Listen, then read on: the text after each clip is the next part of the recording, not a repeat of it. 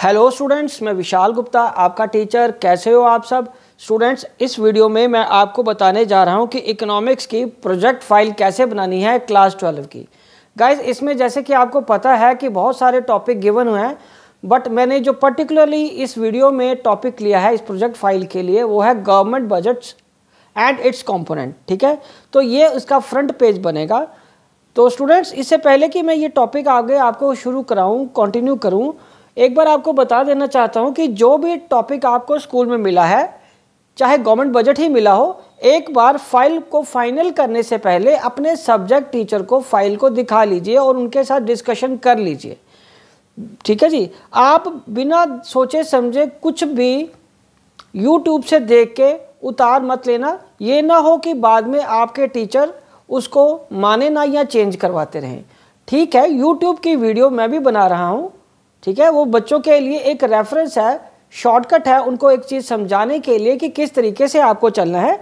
But I am advising you again कि एक बार final file के लिए अपने टीचर से डिस्कशन कर लीजिए कि हम ये लिखने जा रहे हैं, क्या ये ठीक है, ये पिक लगाने जा रहे हैं, क्या ये ठीक है, ये इन्फॉर्मेशन डालने जा रहे हैं, क्या ये फाइनल है। ओके जी, ये ना हो कि 20-25 पेज भरने के बाद, पिक्स लगाने के बाद, ठीक है, बाद में आपके टीचर कहे नहीं नहीं मैंने तो ऐसा नहीं बोला था, इस तरीके से करना था। इस चीज़ को आप एक बार नोट कर लीजिए। ठीक है, तो चलिए स्टार्ट करते हैं। इकोनॉमिक्स में सब्जेक्ट की प्रोजेक्ट फाइल क्लास 12 का topic government budget and it's component. इसमें सबसे पहले आ रहा है name of the student, class and section, roll number and school. ठीक है जी, ये तो फ्रंट पेज आ गया। उसके बाद अब अगले पेज पे आएंगे आप, तो यहाँ पे हमारे पास फिर आएगा इंडेक्स नंबर। इंडेक्स नंबर आप देख लीजिए, मैं एक एक करके पहले स्लो मोशन में आपको सारे पेजेस दिखाऊंगा, फिर बताऊंगा कि ये पूरी फाइल हमारे पास कैसे खुलेगी। ये इंडेक्स आप नोट कर लीजिए। मैंने तो यहाँ तक ही बनाया है, अगर आपके टीचर कुछ और भी इंक्लूड करना चाह रहे हैं या उन्होंने एडवाइस किया रहा है कि आपको कुछ और भी ऐड करना चाहिए तो आप कर सकते हो। ठीक है, हाँ, अगर आप पूरी तरह मेरे को फॉलो करोगे तो आपको इसी तरीके से चलना पड़ेगा। ठीक है जी, तो चलिए उसके बाद एक्नॉलेजमेंट का पेज नंबर 1। आप बेटे इस चीज़ पे फोकस रखिए, पेज नंबर को ज़रूर देखते जाइए ताकि कोई कन्फ्यूजन आपको ना रहे। तो एक्नॉलेजमेंट ये रही आपके सामने। ठीक है जी, ये एक्नॉलेजमेंट है। ये आप वीडियो को स्लो करके पॉज करके लिख लो और अपना काम पूरा कर लेना। ठीक है बच्चे, ओके। बट एक चीज़ याद रखिए, कुछ भी लिखने से पहले आप एक बार उसको अच्छे तरीके से रीड कर लीजिए।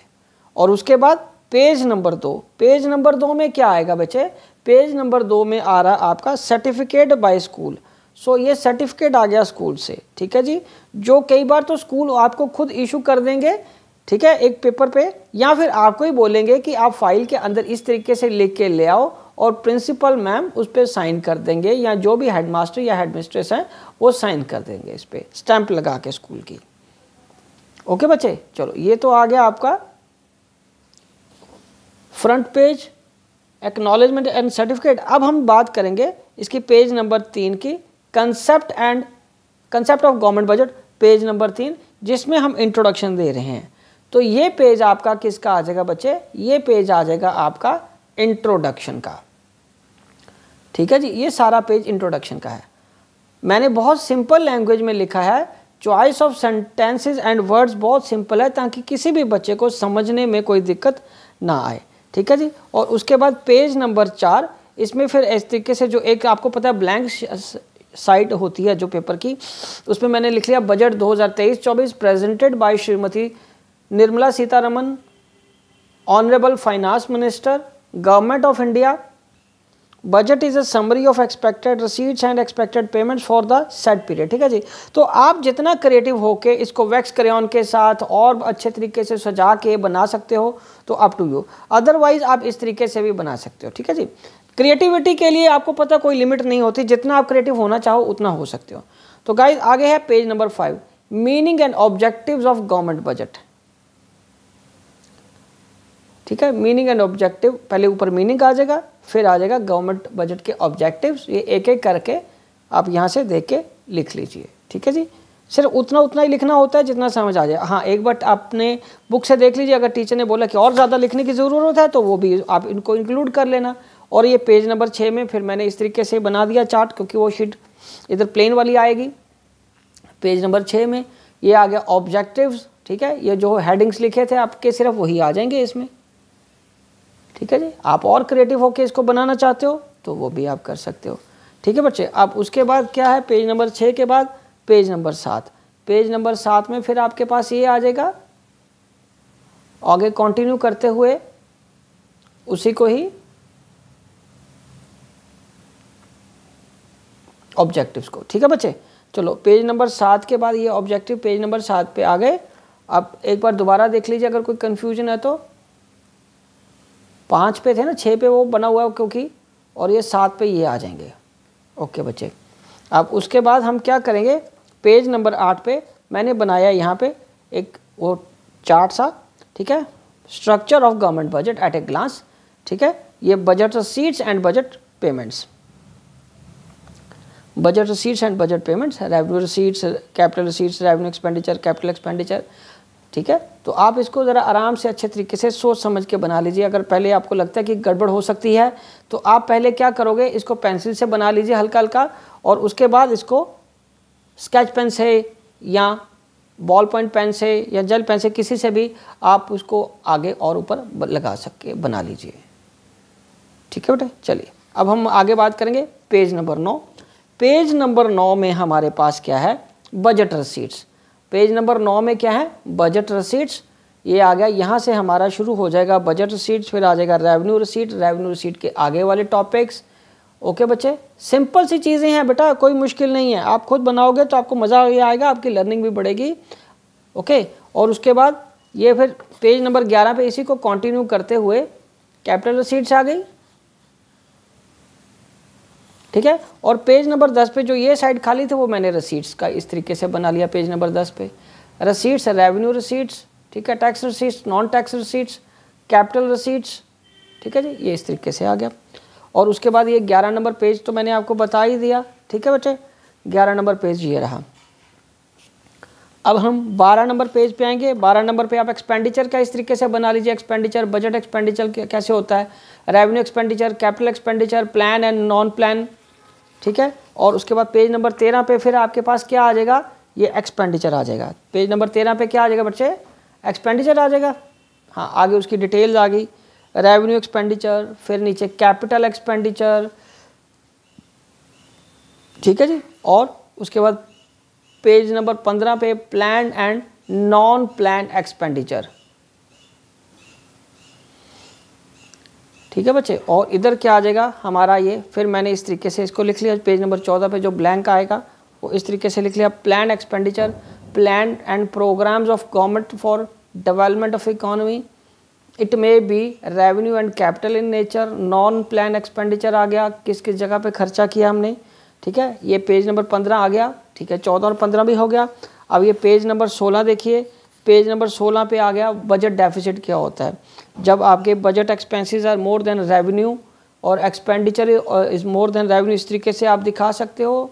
जितना आर्टिस्टिक आप करना चाहो उतना कर लेना, कोई दिक्कत नहीं है। Many times you have to apply your on creativity as well as your mind also, ठीक है। So budget deficit, revenue deficit and physical deficit and primary deficit, ये सारा कुछ यहाँ पे आ जाएगा, ठीक है। ये सारा यहाँ पे आ गया फिजिकल डेफिसिट, ओके, ये आ गया बच्चे। और उसके बाद यहाँ पे अगले पेज पे पेज नंबर 17,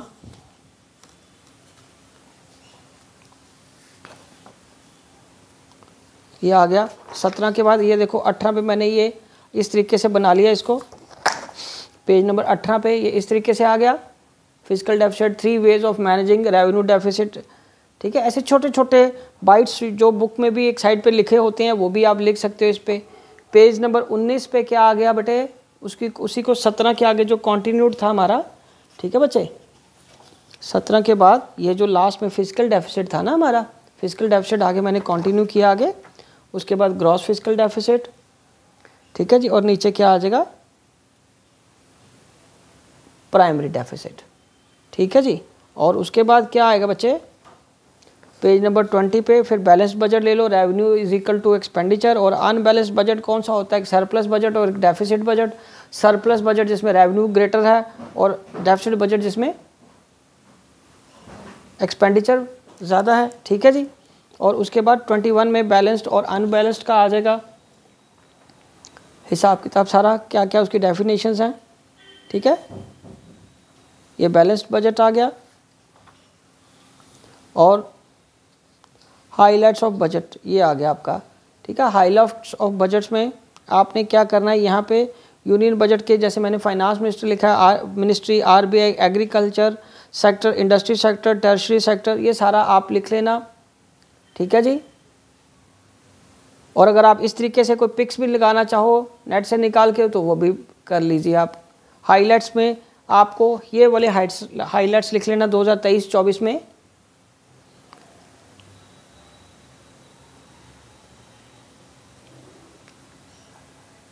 ठीक है बच्चे, समझ लग गया।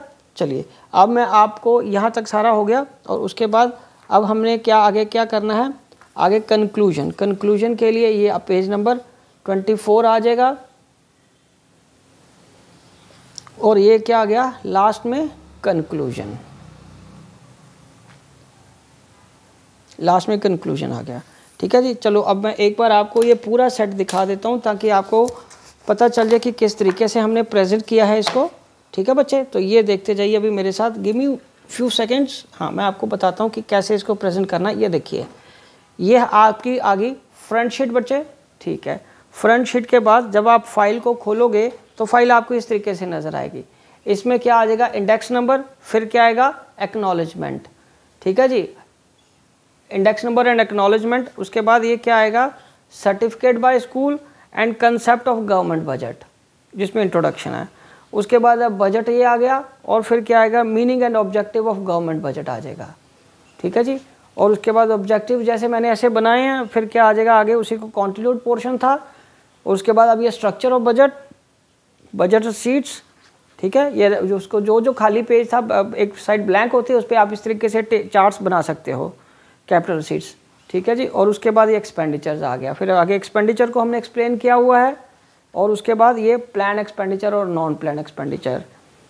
और उधर क्या आ गया, बजट डेफिसिट्स, और इसके छोटे छोटे ऐसे फॉर्मूले लिख लीजिए और ये बजट डेफिसिट, सारे डेफिसिट आ जाएंगे, ठीक है जी। ये डेफिसिट्स वाले पेजेस आ गए सारे। और उसके बाद ये बैलेंस्ड और अनबैलेंस्ड बजट आ गया। Highlights of budget 2023-24 union government and highlights of budget 2023-24 आ गया। और उसके बाद कंक्लूजन और ये कंक्लूजन यहाँ पे, ठीक है जी। चलिए तो स्टूडेंट्स ये इसी के साथ ये जो टॉपिक है कंप्लीट होता है। आई होप कि आपको अच्छे से समझ आ गया होगा।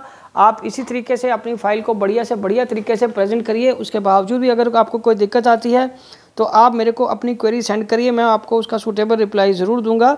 ओके जी, विशिंग यू गुड लक।